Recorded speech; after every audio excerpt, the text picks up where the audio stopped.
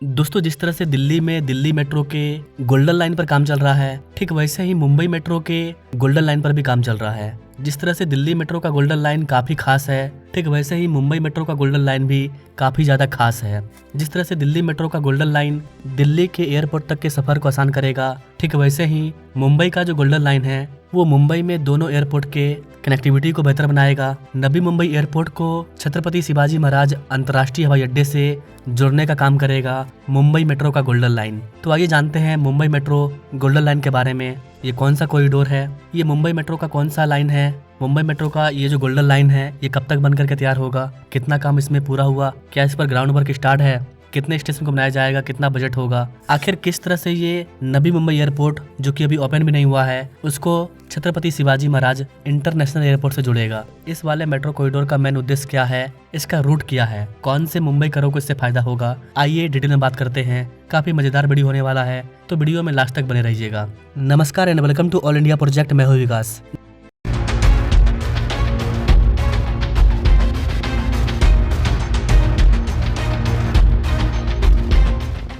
दोस्तों, मुंबई एक ऐसे कॉरिडोर पर काम करने जा रहा है जिसके अंतर्गत हवाई अड्डे से लेकर के अंडरग्राउंड टनल से होते हुए एलिवेटेड कॉरिडोर से होते हुए दूसरे हवाई अड्डे तक पहुंचा जाएगा।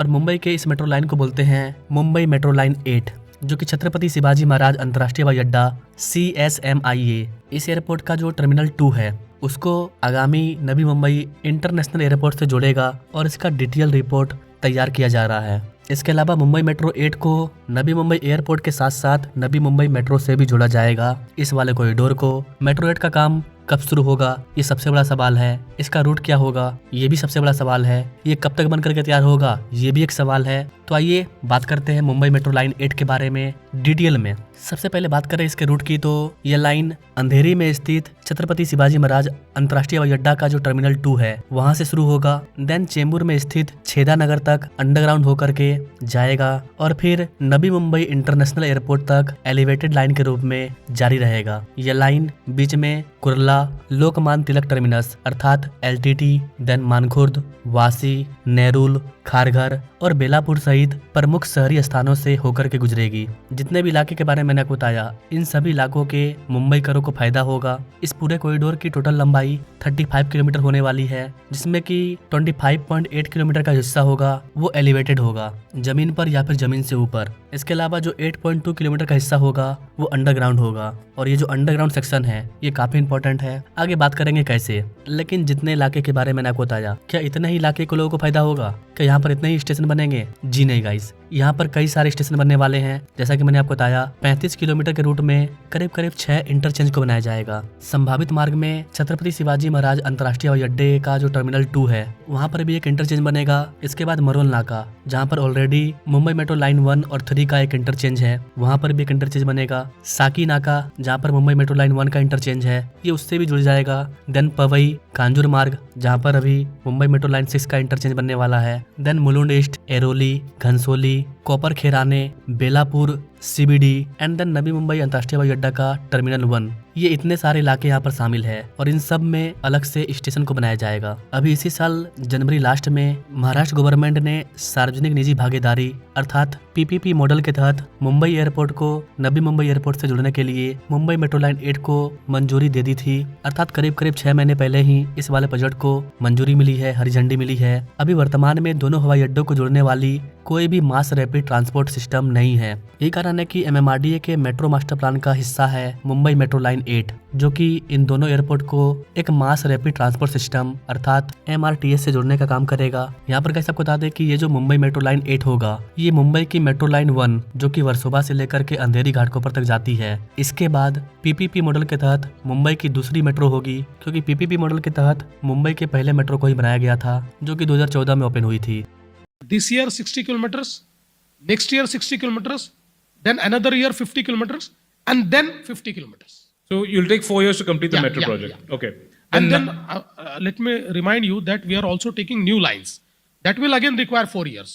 इस वाले प्रोजेक्ट को करीब करीब 15,000 करोड़ रुपए की लागत से बनाया जाएगा। 15,000 crore, this is the very big amount. बताया जा रहा है कि जब मुंबई मेट्रो लाइन 8 बनकर के तैयार हो जाएगा तो हर दिन 9 लाख यात्रियों को सेवा प्रदान करेगा, क्योंकि अभी तो लोग मुंबई लोकल के जरिए सफर तय करते हैं और मुंबई लोकल पर कितनी ट्रैफिक है वो आप सभी जानते हैं। तो सेम इलाके में अगर मेट्रो मिलता है तो लोग आराम के लिए मेट्रो को चूज करेंगे। तो मुंबई लोकल से बहुत सारा ट्रैफिक और सड़कों से भी बहुत सारा ट्रैफिक मुंबई मेट्रो लाइन 8 में मूव कर जाएगा, जिससे ये वाला मेट्रो कॉरिडोर भी चल पड़ेगा। इस वाले मेट्रो कॉरिडोर से भी लोगों को फायदा होगा, सरकार को भी फायदा होगा और लोगों की ट्रैफिक जाम की समस्या भी खत्म हो जाएगी। जीआर के अकॉर्डिंग मेट्रो कॉरिडोर का अधिकांश भाग नवी मुंबई से होकर के गुजरेगा और नवी मुंबई इंटरनेशनल एयरपोर्ट विकसित करने वाली जो एजेंसी है सिडको, इनको इसका डीपीआर तैयार करने का काम सौंपा गया है। सिडको इसका डीपीआर तैयार कर रही है। सिडको हितधारक के साथ सहयोग करेगी और समय पर मंजूरी प्राप्त करने के लिए स्थापित प्रक्रिया का पालन करेगी, ऐसा कहा गया है उनको। इस वाले प्रोजेक्ट का मेन उद्देश्य मुंबई और नवी मुंबई के बीच संपर्क को बढ़ाना, यात्री के समय को कम करना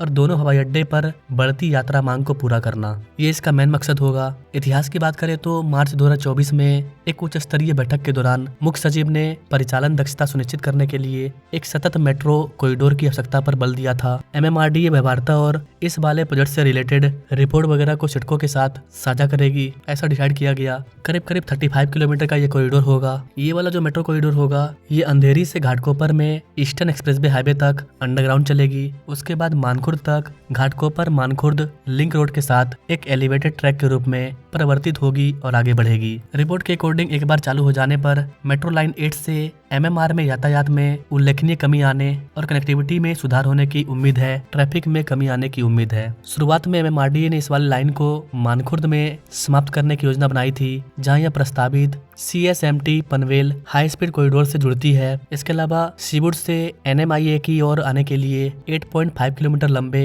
लूप की योजना बनाई गई है। हालांकि रेलवे मंत्री ने CSMT पनवेल कॉरिडोर का जो प्रोजेक्ट है उसको रद्द कर दिया है, तो यहाँ पर अब मेट्रो कॉरिडोर ही चलने वाला है। नाउ बात करें कि इस वाले कॉरिडोर पर काम कब स्टार्ट होगा, तो गाइस अभी सिडको इसका DPR तैयार कर रहा है। आने वाले 1-2 महीने में सिडको इसका DPR तैयार कर लेगा। DPR तैयार करने के बाद 1-2 महीने के अंदर टेंडर जारी करके इस पर काम स्टार्ट हो जाएगा और 2028 के अंत तक इस वाले प्रोजेक्ट को तैयार करने का टारगेट सेट किया गया है। इस वाले मेट्रो कॉरिडोर को एयरपोर्ट एक्सप्रेस के रूप में डिजाइन किया गया है और इसकी गति 90 किलोमीटर प्रति घंटा होगी तथा इसमें कम स्टॉप और कम स्टेशन होंगे। इसमें कितने और कौन कौन से स्टेशन बनेंगे इसका नाम अभी सामने नहीं आया है, क्योंकि अभी इसका DPR तैयार किया जा रहा है। कहाँ पर स्टेशन को बनाया जाएगा वो भी तैयार किया जा रहा है। ये काफी लंबा कॉरिडोर होने वाला है। किन किन जगहों से ये गुजरेगा उन सब के बारे में मैंने आपको ऊपर बता दिया। मुंबई करो को इसका सबसे बड़ा फायदा ये होगा कि अभी अगर वो मुंबई एयरपोर्ट से नवी मुंबई एयरपोर्ट जाते हैं तो सड़क से जाने में करीब करीब 2 घंटे से ज्यादा का समय लग जाता है, लेकिन इस मेट्रो कॉरिडोर के बनने के बाद यही डिस्टेंस मात्र 30 मिनट से लेकर के 40 मिनट में पूरा किया जा सकेगा। आवृत्ति की बात करें तो हर 15 मिनट में आपको यहाँ पर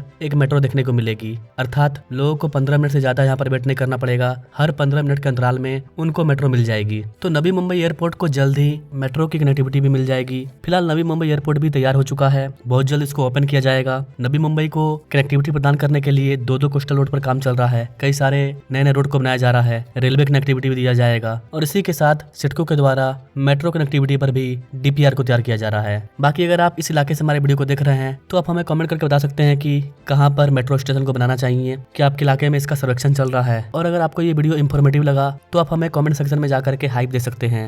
नो थैंक्स फॉर वॉचिंग। मिलते हैं अपने लोग अगले वीडियो में, तब तक के लिए जय हिंद।